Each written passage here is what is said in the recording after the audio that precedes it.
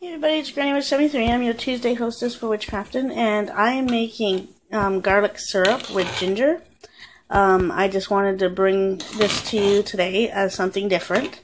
I know this isn't as exactly a craft, but I call it my kitchen witchery. This is my kitchen pot, my cauldron, if you will. And in this pot I have about 946 milliliters of apple cider vinegar. I have about 4 cups of sugar. And now, a lot of people are a little iffy on using so much sugar, but when you make garlic syrup, you're not drinking this whole thing. You're basically taking a tablespoonful of it at a time.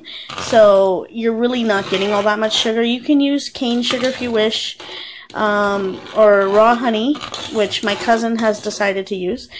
But also I've got minced garlic in here, and some sliced ginger, fresh ginger root.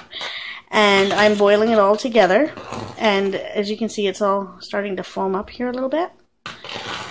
But it's going to make, if you're using raw honey, the raw honey you're going to use a lot more of, because of the fact that you want this to be syrup consistency.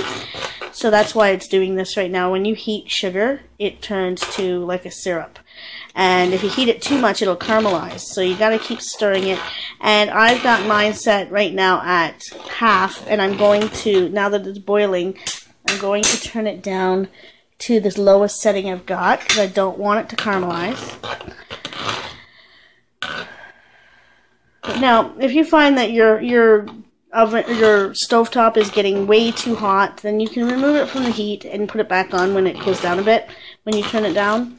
But if you just stir it like this, it'll keep it from boiling over. I don't suggest you leave this alone while it's on to get it to boil, when you're trying to get it to boil, and you have it on minimum. Then once it starts boiling and you've got it down to minimum, it's okay to walk away from it for a couple minutes, but this stuff can boil over and cause a fire, and I wouldn't want to see anything like that happen.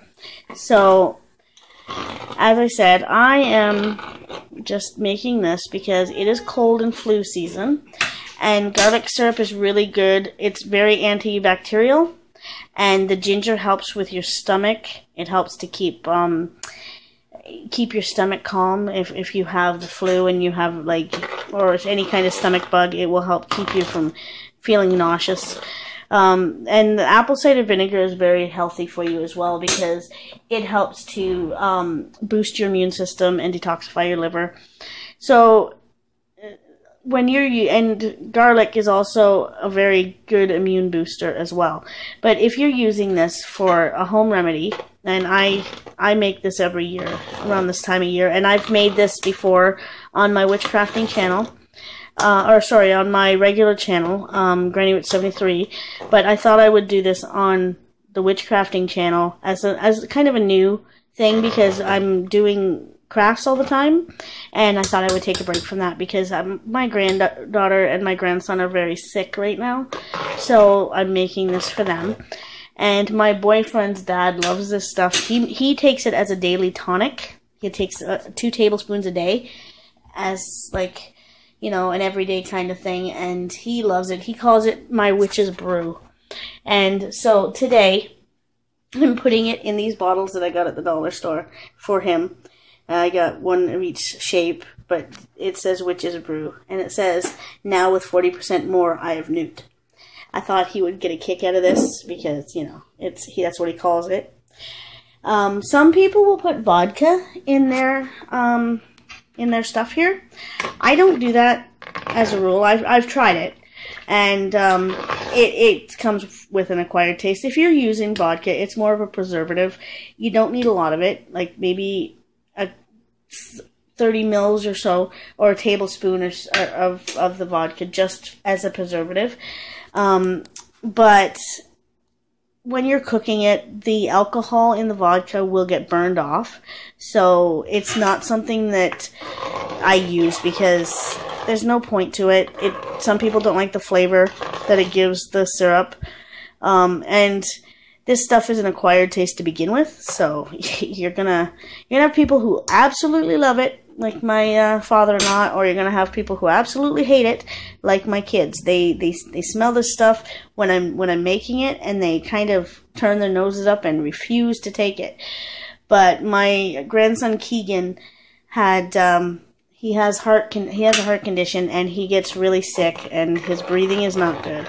And I gave him this last year around this time, and he got better in a couple of days.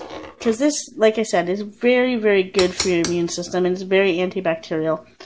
And garlic kills just about everything. So you're going to want to reduce this by half. So whatever your liquid was that you started with, you're going to want it to reduce down. And that will give it a more consistent, as you can see, it's starting to get syrupy. And that's how you can tell. You just dip your spoon in, and if it runs off like that, and it doesn't just run off like water, then you know it's getting there. Now it's going to get thicker as it cooks. And the one thing, the little bit of housekeeping I wanted to share with everybody is when you do your jars, because I usually put them in these jars, I boil my kettle and I put steaming water in here, and I sterilize my jars as well as my lids. I do both kinds of lids, but I sterilize anything that I use. And since I got these at the dollar store, and they have these little cork lids, this is just going to be like a novelty thing. So I'm only going to fill it up a little bit, but my father-in-law is also going to get a jar of the garlic syrup.